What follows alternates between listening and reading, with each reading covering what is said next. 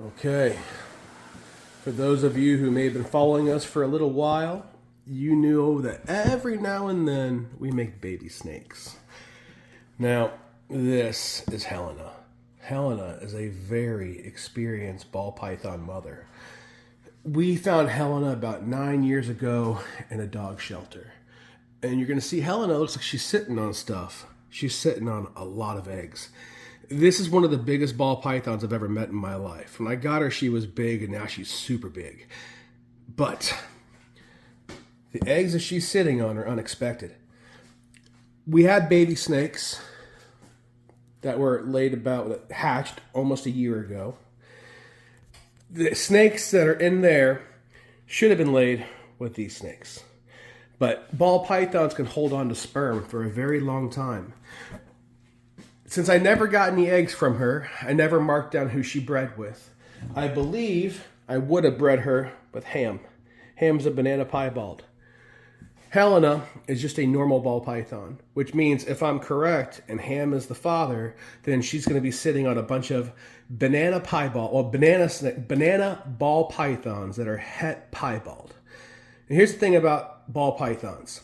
Helena's a very nice snake. But when she's sitting on her eggs, she's very, very aggressive. And you can see she's looking at me right now, and she's not very happy that I'm here to take those eggs. Hopefully by now she knows I'm going to do it because I've done it so many times. Oh, see that? She is not happy with me. Helena had been on a hunger strike for a little while. Sometimes ball pythons do that. But this snake, you see how she uncoiled and she's getting twitchy? That means that this snake, who's never ever bit me, is ready to bite me right now. I've been wasting a lot of time talking to her, talking to you, and now she's ready to attack. I'm going to have to get in here and take those eggs. I might get bit, and if I do, it's my own fault. You shouldn't be playing with snakes when they're sitting on eggs. Here she gets closer.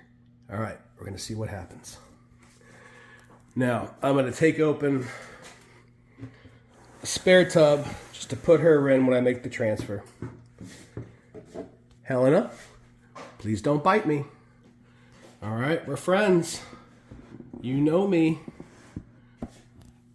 You know me. Whoa. Yeah, she's serious about this. Okay, here we go.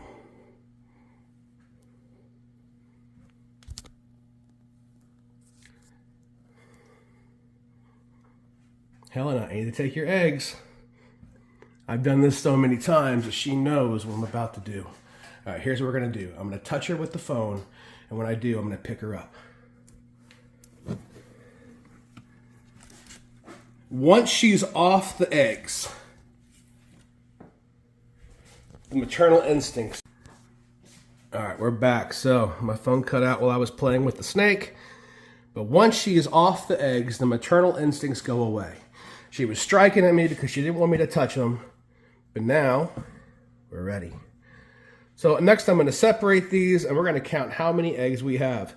One of the cool things about ball pythons is the bigger the ball python, the more eggs they lay. The eggs are the same size, but they just lay more and more and more. I said Helena is a real big snake. She's right down here. And so the bigger the ball python girl, the more eggs they can hold. We're going to separate these and we're going to put them in an incubator. And hopefully these eggs are going to hatch. I'm a little concerned about that one. That might be nothing. This one's got a little spot on it too. It also might be nothing. These eggs will probably hatch. All right, let's see what we got. All right, so I'm getting ready to put the eggs in these containers here. These are just big deli cups. They got little holes in them because you can put snakes that you're selling or transporting. You can put them in here and the animal's going to have plenty of oxygen. I like using these for hatching eggs as well. Now, people do things a different way. I'm kind of old school. I like to use this. I put the eggs directly in here. I used to add a little bit of water, but the problem with adding water is if the area is too humid, it will actually destroy the eggs. If the area is too dry, the eggs will shrivel up and they'll dry out and they'll also be destroyed as well. I like to start in a little bit of a drier area and then monitor the eggs for the next couple days. And if you got to add water, you just take a cup, you pour a little bit into an edge, it'll go to the bottom and the water will spread out and just turn into steam. And so I can always add water. It's a lot harder to take it out. So what we're going to do now is we're going to count the eggs, and we're going to put them in here, and then we're going to put them into our little portable incubator. I've had this incubator for many years. I built this. It's a big old cooler. We'll be setting it up on the inside. It has a heat pad, all kinds of stuff. But I've hatched countless eggs in that thing. All right, here we go. Let's see how many eggs we got.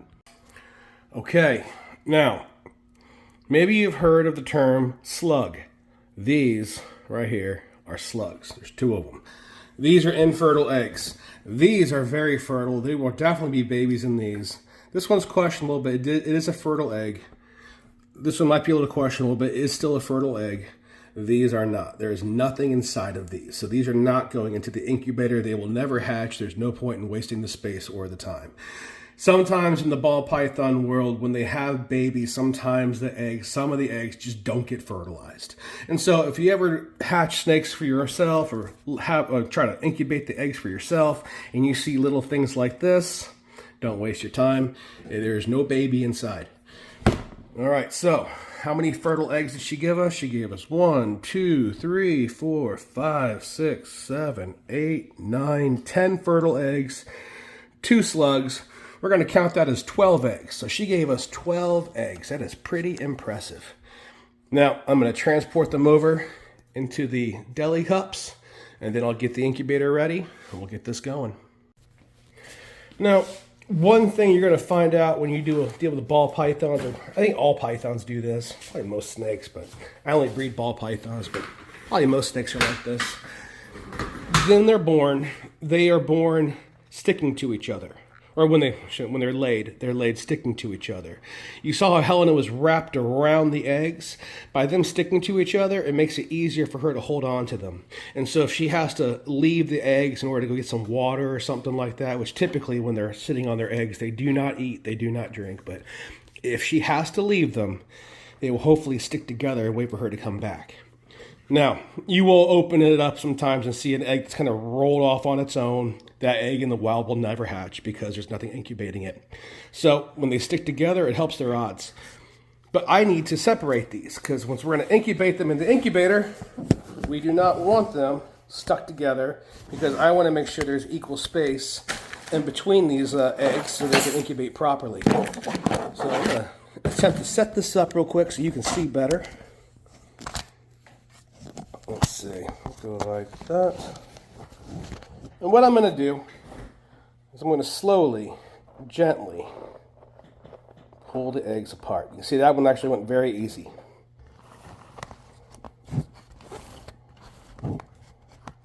These 2 are stuck. Now, you don't just rip. Don't do that. You wiggle. You gently, you can see the stickiness right there. You gently pull. If you are too rough, you can rip these eggs. And if you rip the egg, well, that's game over. Just like this. One more thing that I should be doing that in all this chaos I forgot to do, which I'm going to do right now, is we want to mark the top of the egg. Before we start getting crazy and start moving things around, we want to know where the top of the egg is. Get this pin. The reason that I'm marking the top of the egg is if this egg rolls, people say that the embryo inside will shift its direction and it has the potential to not hatch. And so we always want to know where the original top is. And so by doing this, we know exactly how to put them, in case it does roll, how to put it right back up. And this is supposedly supposed to help these eggs hatch properly. So let's go back to spreading them apart. Nice and gentle. Nice and gentle. There we go. All 5 of these were stuck together. And then I have 5 more to do. I think the other ones aren't as stuck together as much. And this one's just barely stuck. There. Okay. Now, I'm going to take these eggs. We're going to put them in the substrate. Dig them in a little bit, not too much. Some people put their eggs in halfway. I've never really found the need for that. We want to make sure they're not touching the top. We don't want them touching the bottom. We don't want them too low in the bottom, because when I say if we have to add water and there's a layer of water in there and these eggs are too low in the hatchite or too low in this substrate, that water can get into the bottom of them and you'll think you have a healthy egg, but underneath it'll be wet and destroyed. My way is a little bit drier, but like I said, it is easier to add water than it is to remove it.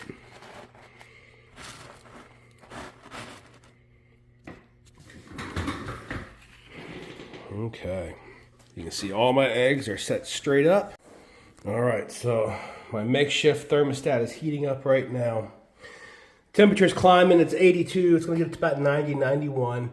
It'll shut off. We're gonna open this up in a second. I'm gonna show you what's going on, but for those of you who maybe know, or if you don't know, so today is June 1st, 2026. Yesterday, May 31st, I had to put down my Dumeral's boa, who I had for 16 years, and she was about 30 years old. So, as tragic as yesterday was, these eggs were laid yesterday, and I had no idea they were coming because they basically came a year later than they should have been. So, one life was gone, but we have 10 potential lives that we can bring into this world. And so, as one snake goes out, more snakes come in.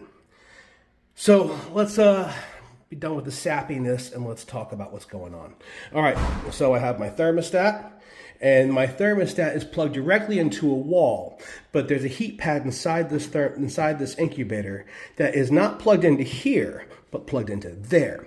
I have that power strip plugged into the thermostat because I have to run 2 cords. One is for the power. This one here is for a little electrical fan. It helps spread the temperature inside the incubator. We're going to open this up. We're going to take a look inside.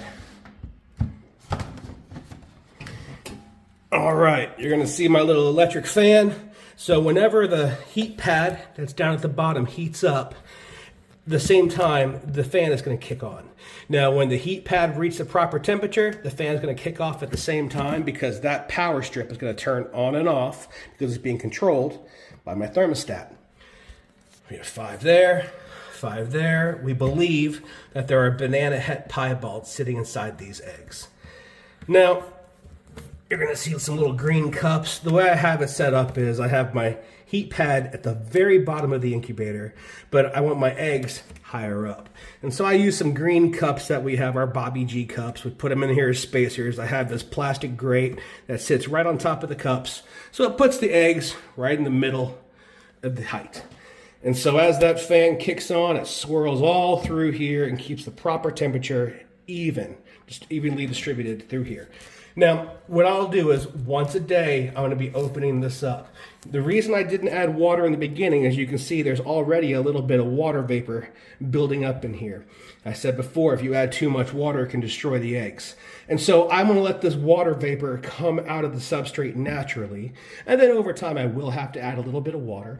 When I do, I'll just take a small amount. I'll pour it into a corner as far away from the eggs as possible. It will naturally go through the bottom, and that is going to let the water disperse, and then over time it will give it a proper humidity on both sides of the eggs. So not too hot, not too cold, not too much water, not too little water. It has to be perfect or this experiment is done. So in about 2 months, these eggs are going to hatch. They sat inside the snake for 4 months, and then it takes 2 months to hatch them, so you're looking at half a year. We are leaving the Dulles Town Center shopping mall in roughly 2.5 months, which means these little babies should hatch right before we leave and move the store to Martinsburg, West Virginia. So if you like this and you want to see the eggs in person, just come on over here, ask to see them. We'll show them to you.